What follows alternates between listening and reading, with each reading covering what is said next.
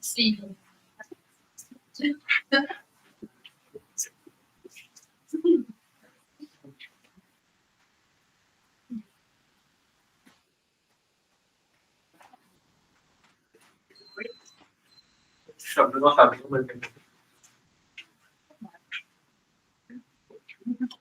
Começando.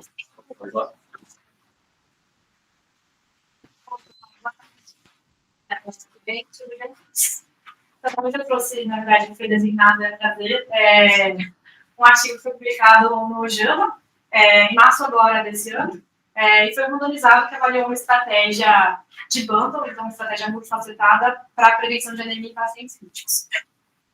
Então, só trazendo um pouquinho do contexto, assim, o CLIC é um artigo que a gente discutiu bastante aí ao longo de Cútias e ao longo da residência, mas só para pensar um pouco no contexto geral da aplicação desse estudo, né?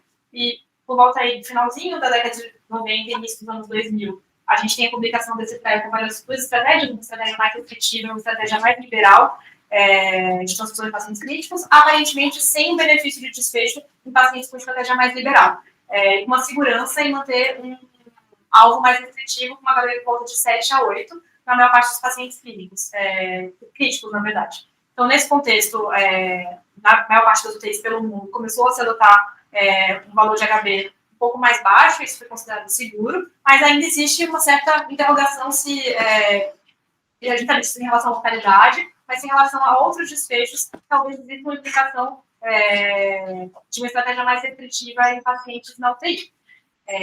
Então, só para falar um pouquinho do SIC, né, um estudo que avaliou mortalidade, então essa capilomata mostra até talvez algum benefício de uma estratégia mais restritiva em relação a uma estratégia mais liberal. Mas além da sobrevivência, assim, o desenvolvimento médico e da UTI nos últimos anos, a gente tem uma preocupação para além de mortalidade e sobrevivência, que é uma preocupação com qualidade de vida, e mais para a década aí, do início dos anos 2000, 2010, surge um conceito novo, que é o conceito de screening pós-UTI, que é um conceito de avaliação das consequências que a internação em UTI tem em vários domínios, sejam físicos, cognitivos e neuropsiquiátricos também. Então, para além de saber se os pacientes eles conseguem sobreviver mais, tem-se uma dúvida se esses alvos mais restritivos poderiam ter alguma implicação em relação à qualidade de vida e esses domínios da síndrome pós-UTI. A gente sabe que existe uma associação entre anemia mais grave e piora desses domínios. Então, esse foi um estudo observacional que avaliou domínios diferentes. Então, ali o primeiro gráfico é a avaliação de força muscular, o segundo de teste de caminhada de 6 minutos, e o último de um score de funcionalidade que era auto-preferido pelos pacientes. É um estudo observacional e a gente vê que existe uma associação entre ter uma anemia mais grave com ter uma piora de performance nesses domínios. Se a gente saber se isso é de fato uma associação causal, ou se na verdade pacientes mais anêmicos são pacientes mais graves, e por isso performam pior nessas avaliações no pós-UTI. Essa aqui é uma avaliação em relação à readmissão hospitalar, meio de estudo observacional. Então, aquela faixa mais roxinha seria os pacientes com anemia mais leve, as intermediárias azul e amarelo, anemias em faixas mais moderadas, e anemia mais grave, persistente pós-internação UTI em vermelho, e a gente vê que existe uma tendência a maior readmissão hospitalar em pacientes com anemia mais grave, mas ainda também estudos observacionais sem uma relação de causalidade estabelecida. Então, a pergunta que o estudo faz para trazer já o pico, né, é se um bando multifacetado de prevenção e tratamento para anemia poderia trazer uma melhora da hemoglobina e resultados funcionais em adultos com doença crítica. Então, a população foi um trial bicêntrico, a população foi de pacientes adultos, então acima de 18 anos, que tivessem doenças clínicas ou doenças cirúrgicas, que no momento da randomização tivessem um HB abaixo de 10, então que estivessem anêmicos, internados nesse centro, internados em UTI, que estivessem a uma distância de menos que 60 milhas do centro de estudo onde foi realizado. E a ideia é que isso tornasse possível que fossem coletados dados funcionais posteriormente. Tinham vários critérios de exclusão, então pacientes com anemia grave previamente à hospitalização não poderiam ser utilizados, que tivessem dado em protocolo de transfusão maciça, que já usavam ou ferro intravenoso ou eritropoetina por alguma outra razão antes do momento do estudo, incapacidade de completar as avaliações de desfecho, porque vários scores eram autorreferidos, então pacientes que não podiam referir não eram randomizados, gestação, trombose aguda ou isquemia miocárdica que não tivessem sido revascularizadas, acidente vascular cerebral, esse talvez tivesse outros fatores aí, além da própria anemia, que tivessem implicação nesses desfechos, uso de suporte respiratório e circulatório mecânico, na verdade, ausência de quimioprofilaxia para TEV, exceto se pacientes tivessem acabado de ter sangramento agudo ou cirurgia decente. A intervenção, então, era um bundle, foi uma intervenção que aconteceu em facetas diferentes. Uma dessas facetas eram práticas utilizadas de fluidotomia de coleta de exames, então, tentar coletar os exames em menor volume. A ideia aqui, diferente de outras técnicas que a gente fez ao longo da residência, não era ser tubos diferenciados, então não eram tubos pequenos, mas só usar um volume mínimo em cada tubo. Além disso, os horários de laboratório eram agrupados, então a ideia é que se tivesse mais de 100 laboratórios que coletar durante o dia, tentar coletar naquele mesmo momento, então, sei lá, o paciente ia receber uma banco, precisava de uma toxinemia, tentar coletar a rotina naquele mesmo momento. E, além disso, a coleta era feita por uma equipe diferente da equipe assistencial, um circuito fechado, que era dedicada exclusivamente à coleta de fotografias e fluidotomia.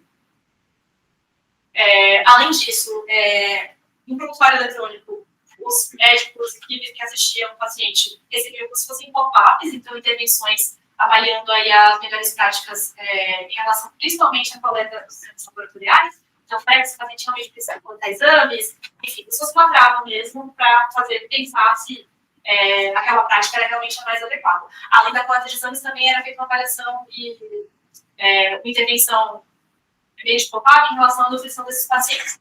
Então, além disso, os pacientes que eram incluídos por intervenção, eles eram orientados, a equipe que eu assistia, de fazer esses check-ups meio diários, que tinham várias perguntinhas. Então, avaliar se realmente precisava de exames laboratoriais, se eles poderiam ser agrupados, se esse paciente realmente precisava de culturas, por exemplo, se realmente precisava de gasometria, ou se era possível, enfim, tentar deixar os exames que eram solicitados um pouco mais sucintos, se eu precisava repetir exames, se realmente tinha indicação disso, se ele precisava receber realmente todo o fluido que ele recebia, pensando em um componente de evolução, repensar sobre a nutrição, então se era um paciente que estava em meta, se a gente poderia subir o quanto que ele recebia, para fazer juntos os testes também. Então é meio parecido assim, o que tinha no check-up meio diário, para a passagem de visita, e o que apareceu nos pop-ups, mas era um dos aspectos aí da intervenção.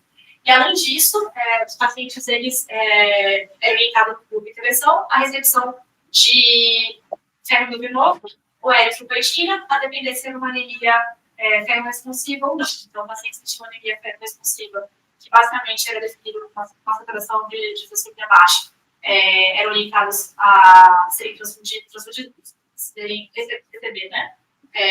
1.000 miligramas de desfilada férrica. Pacientes que não tivessem anemia ferro-responsivas a receber 40 mil unidades de eritropoetina. O grupo controle era basicamente o cuidado padrão, o bundle de prevenção e tratamento de anemia não foi aplicado, os profissionais foram orientados a não alterar seu cuidado padrão, e tratamentos farmacológicos contra a anemia podiam ser usados, inclusive ferro, inclusive eritropoetina, desde que aquilo fizesse parte da clínica padrão. O desfecho primário avaliado foi o nível de hemoglobina em um mês, mas também foi avaliado o nível de HB da alta da UTI em 3 meses. Foram vários desfechos secundários, bem extenso, então, algumas escalas para avaliação de qualidade de vida, fadiga, caminhada de 6 minutos, índice de CATS, que é um índice de dependência de atividades básicas instrumentais de vida, algumas avaliações cognitivas, uma escala para ansiedade e depressão e também uma escala para estresse pós-traumático. Então, avaliando ali todos os domínios em relação à qualidade de vida, pensando nos aspectos relacionados a esse pós-ITI. Outros desfechos que também foram avaliados foram taxa de transfusão de hemácias, internações não planejadas e mortalidade. Durante a hospitalização, eles também avaliaram qual era a frequência, o volume e as repetições de coletas de exames laboratoriais de sangue, e qual foi a adesão ao tratamento proposto, especialmente no grupo de intervenção. Os participantes das equipes experimentais não foram cegadas, mas os avaliadores de desfechos e análises de dados foram cegados por intervenção. De modelos estatísticos, então, para dados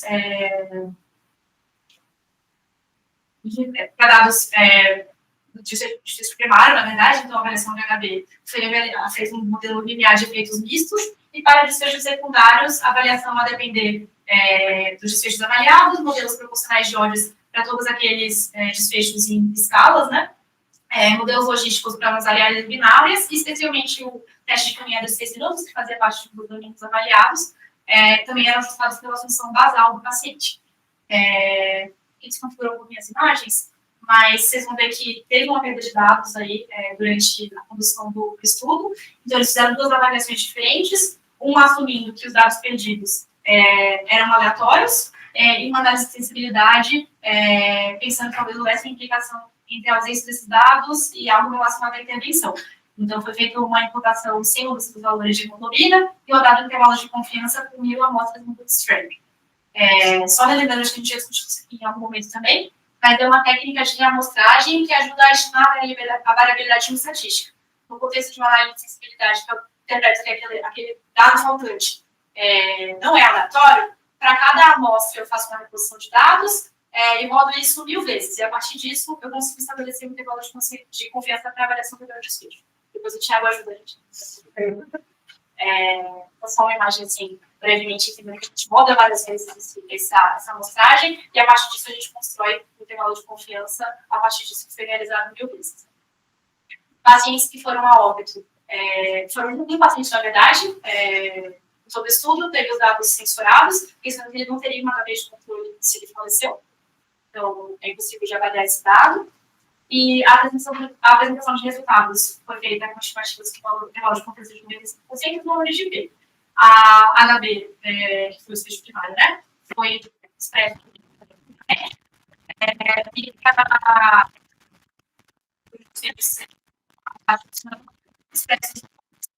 E eles estimaram que de 80%, para detectar uma diferença de 1 grama entre valores hematimétricos, eles precisariam de 34 pacientes. Eles decidiram incluir 100 pacientes, pensando em possíveis perdas próprias, ou eventualmente perdas de follow-up. Esses foram softwares que foram utilizados para avaliação estatística, e o período de estudo foi de 2024 até janeiro de 2025. Foram avaliados mais de 2.000 pacientes inicialmente para a condução do estudo. Desses, na maior parte foram exclusos, pensando naqueles inúmeros fatores de exclusão que a gente já tinha mencionado. Desses, cerca de 660 tinham critérios de inclusão. Foram acessados 280 desses, não é muito claro exatamente porque os outros não foram abordados, e foram incluídos 100 para a proposta de amostra inicial do com base em estatísticas prévias. Desses 100, 51 foram alocados para cuidado padrão, 49 para cuidado de intervenção, e tiveram aí ao longo dos 3 meses, no grupo cuidado padrão, 7 pacientes que perderam follow-up, pensando aí nesse número de 50 é um valor razoavelmente grande, e no grupo de intervenção, 8 perderam. Todos foram avaliados, né, então todos foram feitos na análise estatística, atribuindo como não aleatório ou como aleatório aquelas duas modalidades que a gente faz um pouquinho antes. Pensando um pouquinho na característica da parte dos pacientes que chegou aumentando cerca um pouco mais de homens em relação a mulheres, 70% de homens, 70% de mulheres. Tinha um SOFA ponto de 4, uma parte que variava entre 14 e 17, talvez um pouco mais graves no cuidado padrão. Eles tinham origem predominantemente cirúrgica, que eu acho que é bem importante pensando na intervenção da etiologia da anemia. Então, os pacientes eram pacientes em pós-operatório, a maior parte deles em pós-operatório de cirurgia cardíaca, mas também cirurgias de urgência outras. Os pacientes restantes, os pacientes considerados críticos, a maior parte tinha uma razão de internação que era relacionada a alguma doença cardiovascular.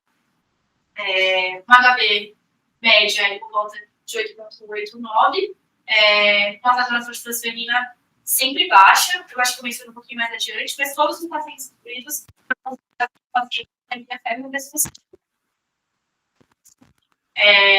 98% dos pacientes tiveram lesão à terapia conforme o protocolo instituído. No grupo de intervenção, um paciente recebeu uma dose parcial de ferro, então completou a dose total que seria aqueles 1.000 miligramas, eles disseram que por meio da equipe.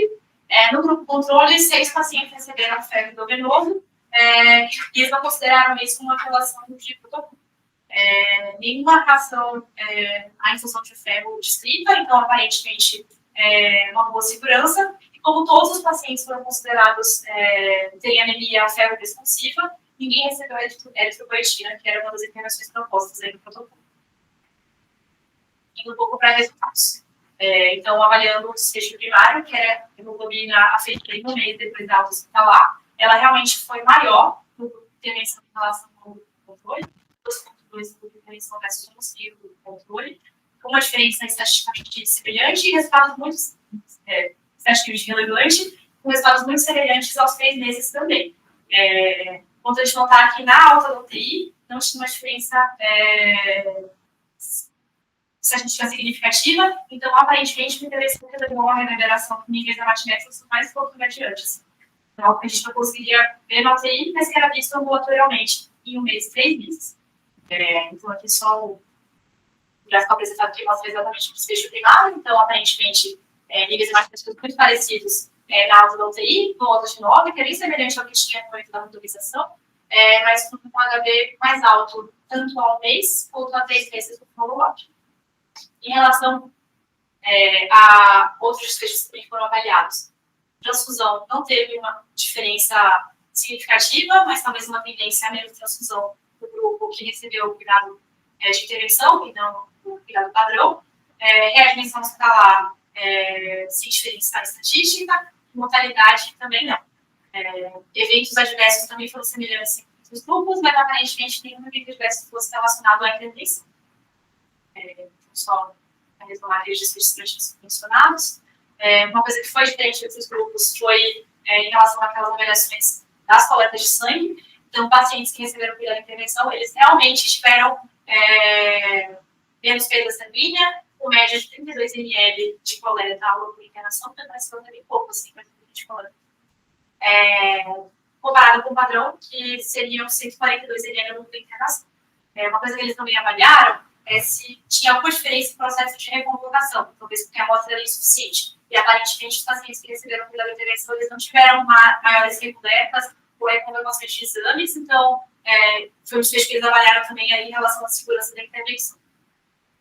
Em relação à recuperação funcional, em todos os domínios, tanto os domínios físicos, quanto os cognitivos, quanto os mentais, todas as escalas avaliadas, aparentemente não teve nenhuma diferença significativa entre nenhum dos grupos. A despeito disso, eu sei que, enfim, os professores não falavam, mas parece talvez ter tido uma tendência positiva em relação à intervenção. Assim. Então, praticamente tudo, de todos os domínios físicos e mentais, apontam para o favorecimento da intervenção, embora todos cruzem ali intervalo de confiança, exceto essa última escala, que é a escala GES-R, que é a escala de avaliação de transtorno pós-traumático. Enfim, não parece ter uma justificativa muito clara de porque estaria mais implicada a intervenção, então foi considerado talvez um outlier, assim, um resultado meio inesperado por razões antômicas mesmo e aleatórias. Em relação à análise de subgrupo, nenhuma interação significativa com idade, sexo ou tipo de admissão com UTI. Lembrando que, em relação à admissão com UTI, na verdade, eram pacientes eminentemente cirúrgicos. Daqueles que não eram cirúrgicos, pacientes com doença cardiovascular, talvez a gente tenha meio no início de evidência construída, talvez favorecendo um alvo de HB um pouco mais alto também, então a gente raciocinar.